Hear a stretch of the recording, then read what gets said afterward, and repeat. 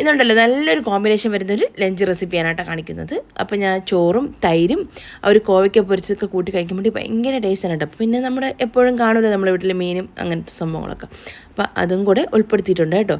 അതുപോലെ തന്നെ നമ്മുടെ വീട്ടിലിങ്ങനെ കോവയ്ക്ക നല്ലോണം ഉള്ളതുകൊണ്ട് ഞാൻ അതിൽ നിന്ന് പറിച്ചിട്ട് ഞാൻ തോരനോ മെഴുക്ക് പുരട്ടിയൊക്കെ തയ്യാറാക്കി എടുക്കുക എന്നുള്ള ഉദ്ദേശത്തിലാണ് സംഭവം പോയതേന്. പോയപ്പോൾ അത്യാവശ്യം എല്ലാം നല്ലോണം മൂത്ത് പഴുത്ത് നിൽപ്പുണ്ടായിരുന്നേ. അപ്പോൾ അത് വെച്ചിട്ട് നമ്മൾ കോവയ്ക്ക വെച്ചിട്ട് തോരനോ മെഴുക്ക് പുരട്ടി തയ്യാറാക്കിയാൽ അത്ര അങ്ങ് ശരിയാവില്ല. പിന്നെ എന്തായാലും കോവയ്ക്ക പറിക്കുന്നത് പ്രമാണിച്ച് അവിടെയൊക്കെ അത്യാവശ്യം ചവറും കാര്യങ്ങളൊക്കെ ഉണ്ടായിരുന്നു. അവിടേക്ക് ഒന്ന് കഴുകി ഇറക്കിയിട്ടാണ് പിന്നെ താഴോട്ട് ഇറങ്ങിയതേന്. അപ്പോൾ ഞാൻ ഇതിൻ്റെ ഒരു 2 അറ്റമൊന്ന് കട്ട് ചെയ്തിട്ട് നന്നായിട്ടൊന്ന് കഴുകി എടുത്തിട്ടുണ്ട് കേട്ടോ. അപ്പോൾ ഈ ഒരു പഴുത്ത പാകമാണേ. ഇത് വെച്ചിട്ട് നമ്മൾ തോരനൊന്നും വെച്ചാൽ ഒന്നും അത്ര ശരിയാവില്ല, ടേസ്റ്റും ഉണ്ടാവില്ല. അപ്പോൾ 1-2 ആണെങ്കിൽ കുഴപ്പമില്ല, ബാക്കിയുള്ളത് നോർമലായിട്ടുള്ളതാണെങ്കിലും. അപ്പോൾ ഇത്രയും പഴുത്ത എല്ലാം ഈ ഒരു ടൈപ്പിലുള്ളതാണ് കേട്ടോ. അതുകൊണ്ട് തന്നെ ഞാൻ ഒന്ന് റൗണ്ട് ഷേപ്പിലൊന്ന് കനം കുറച്ചിട്ടൊന്ന് അരിഞ്ഞെടുക്കുന്നുണ്ട്, ഫ്രൈ ചെയ്തിട്ടെടുക്കാം. അപ്പോൾ അതൊക്കെ ഒന്ന് ഞാൻ കട്ട് ചെയ്തൊന്ന് എടുത്തിട്ടുണ്ട്. എന്നിട്ട് നമുക്കിതിലേക്ക് ആവശ്യത്തിന് ഉപ്പ് ചേർത്ത് കൊടുക്കാം. ഇനി നമ്മൾ ചേർക്കുന്നത് അരിപ്പൊടിയാണ്. അപ്പോൾ ഒരു 2 ടീസ്പൂണോളം അരിപ്പൊടി ഞാൻ ചേർത്ത് കൊടുക്കുന്നുണ്ട്. ആ ഒരു പുറം ഭാഗത്തേക്ക് നല്ലൊരു ക്രിസ്പി ആയിട്ട് കിട്ടാൻ വേണ്ടിയിട്ട് കേട്ടോ. പിന്നെ എന്താ ഒരു 1/2 ടീസ്പൂണോളം പെരിഞ്ജീരകത്തിൻ്റെ പൊടിയും 1 ടീസ്പൂൺ കാശ്മീരി ചില്ലി പൗഡറും പിന്നെ ഒരു 1/4 ടീസ്പൂണോളം മഞ്ഞൾപ്പൊടിയും കൂടെ നമുക്ക് ചേർത്ത് കൊടുക്കാം. പിന്നെ അതുപോലെ തന്നെ ഒരു 1/4 ടീസ്പൂണോളം കായത്തിൻ്റെ പൊടിയാണ് ചേർത്ത് കൊടുക്കുന്നത്. പിന്നെ 1 ടീസ്പൂൺ ഇഞ്ചി വെളുത്തുള്ളി അരച്ച് പേസ്റ്റാണ് കേട്ടോ, ഒരു പേസ്റ്റാണ്. അതും കൂടെ ചേർത്തിട്ട് ആവശ്യമുണ്ടെങ്കിൽ വെള്ളവും കൂടെ ചേർത്തിട്ട് നന്നായിട്ടൊന്ന് മിക്സ് ചെയ്ത് കുറച്ച് സമയത്തേക്കൊന്ന് മാറ്റി വയ്ക്കാം, ഒരു മസാലയൊക്കെ ഒന്ന് പിടിച്ച് വരട്ടെ. പിന്നെ നമുക്കിത് ചോറ് വയ്ക്കാൻ വേണ്ടിയിട്ട് ഞാൻ ഇവിടെ അരി ഒന്ന് കഴുകി എടുക്കുന്നുണ്ട്. കുക്കറിലേക്ക് ഞാൻ വെള്ളം വെച്ച് കൊടുത്തു. വെള്ളം ചൂടായി വരുന്ന സമയത്ത് അരി നമുക്ക് കഴുകി ചേർത്ത് കൊടുത്താൽ മതിയാകും. അപ്പോൾ അതായ ഒരു മട്ട അരിയാണ് കേട്ടോ, നന്നായിട്ടൊന്ന് കഴുകിയെടുക്കാം. ഇപ്പോൾ സാധാരണ ഞാൻ മുന്നേയൊക്കെ വാങ്ങിക്കുന്ന അരിക്ക് ഒരൊറ്റ വിസിൽ കൊടുത്താൽ മതിയിട്ട് അപ്പോൾ പെട്ടെന്ന് റെഡിയായി കിട്ടെ. ഇപ്പോൾ ഉള്ളത് ഒരു 2-3 വിസിലൊക്കെ പോയാൽ മാത്രമേ റൈസ് കുക്കാവുന്നുള്ളൂ. പിന്നെ ഞാൻ അടപ്പൊന്ന് മാറ്റിയിട്ട് വീണ്ടും നല്ലോണം ഒരു 10-15 മിനിറ്റ് തിളപ്പിക്കേണ്ടതായിട്ട് വരുന്നുണ്ട് കേട്ടോ. അപ്പോൾ അതുകൊണ്ട് തന്നെ 2-3 വിസിൽ കൊടുത്തിട്ട് അതൊന്ന് മാറ്റി വെച്ചാലും മതി. പിന്നെ ഞാൻ ക്യാരറ്റ് തോരനും കൂടെ തയ്യാറാക്കി എടുക്കുന്നുണ്ട്. അപ്പോൾ ഞാൻ അത് ചോപ്പറിലേക്ക് തന്നെ ഒരു സവാളയും പിന്നെ നമ്മുടെ ആവശ്യത്തിനനുസരിച്ചിട്ട് ക്യാരറ്റ് ഒന്ന് ഇതുപോലെ ഒന്ന് ക്ലീൻ ചെയ്തിട്ട് മുറിച്ച് ഇതുപോലെ ഇട്ട് കൊടുത്താൽ മതിയാകും. എന്നിട്ട് 2 സെക്കൻഡ് അത്രയും മതിയേ. അപ്പോൾ ഇതുപോലെ ഒന്ന് ചോപ്പായി കിട്ടിക്കോളും. അപ്പോൾ ക്യാരറ്റും ഇതുപോലെ തന്നെ ബീട്രൂട്ടൊക്കെ ഞാൻ ഇങ്ങനെ ഇതുപോലെ ഇങ്ങനെ ചോപ്പറിലുണ്ട് കേട്ടോ, ഇങ്ങനെ ചോപ്പ് ചെയ്യണം. അപ്പോൾ പെട്ടെന്ന് നമുക്ക് ഈസി ആയിട്ട് നമുക്ക് റെഡിയാക്കിയിട്ട് എടുക്കാം, പെട്ടെന്ന് പണികളും തീർക്കാം. അപ്പോൾ റൈസ് ഒന്ന് ഏകദേശം ഒന്ന് റെഡിയായി വന്നിട്ടുണ്ട്. അപ്പോൾ ഇതിനിടയ്ക്ക് ഞാൻ ഒന്ന് അടപ്പൊന്ന് മാറ്റി നോക്കുന്നുണ്ട്. അത് പ്രഷറൊക്കെ പോയതിന് ശേഷമാണ് കേട്ടോ അടപ്പ് മാറ്റിയത്. അപ്പോൾ അരി ഒന്ന് ചോറായിട്ടുണ്ട് കേട്ടോ.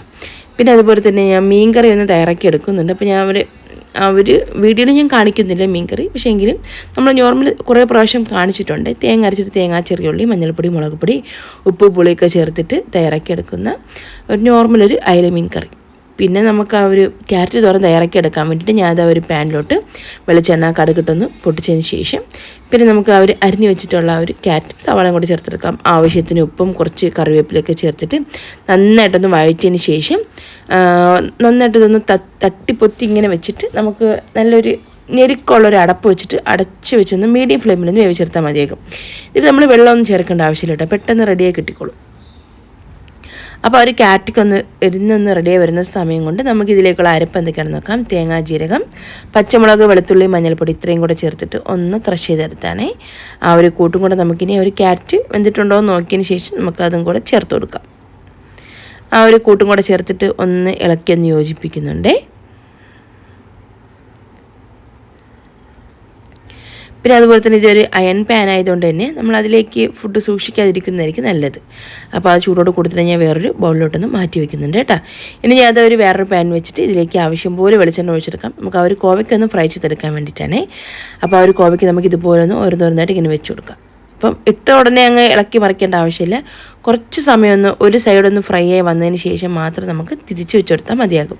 അപ്പോൾ 2 സൈഡും ഒരുപോലെ ഒന്ന് ഫ്രൈ ആക്കി ഇട്ടുകൊണ്ട് നല്ല ടേസ്റ്റാണ് കേട്ടോ കഴിക്കാൻ വേണ്ടിയിട്ട്. ഞാനും വിചാരിച്ചിട്ടുണ്ടായിരുന്നില്ല ഇതിന് ഇത്രയും ടേസ്റ്റ് കാണുമെന്നൊക്കെ, പക്ഷേ നല്ല ടേസ്റ്റാണ്. ഒരു വെജിറ്റേറിയൻ മീൽസൊക്കെ ഇഷ്ടപ്പെടുന്നവർക്ക് തീർച്ചയായിട്ടും ഇഷ്ടപ്പെടും. ആ ഒരു തൈരും ഈ ഒരു കോവയ്ക്ക് ഫ്രൈക്ക് വെച്ച് കഴിക്കുമ്പോൾ നല്ല ടേസ്റ്റാണ് കേട്ടോ. അപ്പോൾ അതൊന്ന് ഞാൻ ഫ്രൈ ചെയ്തെടുക്കുന്നുണ്ട്. അപ്പോൾ ആദ്യം ഒരു ബാച്ച് ഇട്ടൊന്ന് ഫ്രൈ ചെയ്ത് മാറ്റി പിന്നെ അടുത്ത നെക്സ്റ്റ് ബാച്ച് ഇട്ടിട്ടുണ്ട് കേട്ടോ. അപ്പോൾ 2-3 പ്രാവശ്യം ഇട്ടിട്ടാണ് കേട്ടോ ഞാൻ ഇത് ഫ്രൈ ചെയ്തെടുത്തത്. എല്ലാം കൂടെ ഒരുമിച്ചിട്ട് കഴിഞ്ഞാൽ മൊത്തത്തിലങ്ങ് കുഴഞ്ഞു പോകും. അപ്പോൾ അതിനനുസരിച്ച് നമുക്ക് ക്രിസ്പിയായിട്ട് ഫ്രൈ ചെയ്തെടുക്കാനുള്ളതാണ്. പിന്നെ അതേ പാനിലേക്ക് തന്നെ കുറച്ചും കൂടി വെളിച്ചെണ്ണ ഒഴിച്ചിട്ട് ഞാൻ മീനും കൂടെ ഒന്ന് ഫ്രൈ ചെയ്തെടുക്കുന്നുണ്ട്. മഞ്ഞൾപ്പൊടിയും ഉപ്പും മുളക് പൊടിയും പെരിഞ്ജീരകപ്പൊടിയും കുറച്ച് ഇഞ്ചി വെളുത്തുള്ളി പേസ്റ്റൊക്കെ ചേർത്തിട്ട് മസാല പുരട്ടി വെച്ചതാണ് കേട്ടോ. ആ ഒരു ഫിഷും കൂടെ അയല മീൻ തന്നെയാണ്, അതൊന്ന് ഫ്രൈ ചെയ്തെടുക്കുന്നുണ്ട്. ചോറും ഒന്ന് ഊറ്റിയെടുത്തിട്ടുണ്ട് കേട്ടോ. അപ്പോൾ ഒരു പ്ലേറ്റിലോട്ട് ആ ഒരു മട്ടയരിച്ചോറും പിന്നെ തൈരും ഉപ്പും സവാളയും ചെറിയുള്ളിയും കറിവേപ്പിലൊക്കെ ചേർത്തിട്ട് കുറച്ച് വെള്ളമൊക്കെ ഒഴിച്ചൊന്ന് മിക്സ് ചെയ്തെടുത്തിട്ടുള്ള ഒരു തൈരാണ്. പിന്നെ അതുപോലെ തന്നെ ക്യാരറ്റ് തോരനും ആ ഒരു കോവയ്ക്ക പൊരിച്ചത്. ഇത്രയും മതി. ഇതിൻ്റെ കൂടെ മീൻ കറി ഞാൻ വെച്ചിട്ടില്ല കേട്ടോ. ഈ ഒരു കോമ്പാണ് കേട്ടോ, ഈ ഒരു സെറ്റ് ലഞ്ചാണ് കേട്ടോ നല്ലൊരു കോമ്പിനേഷൻ വരുന്നത്. അപ്പോൾ എന്തായാലും ട്രൈ ചെയ്ത് നോക്കിയിട്ട് ഫീഡ്ബാക്ക് പറയും. അപ്പോൾ ഈ വീഡിയോ കണ്ട എല്ലാ കൂട്ടുകാർക്കും താങ്ക്സ്.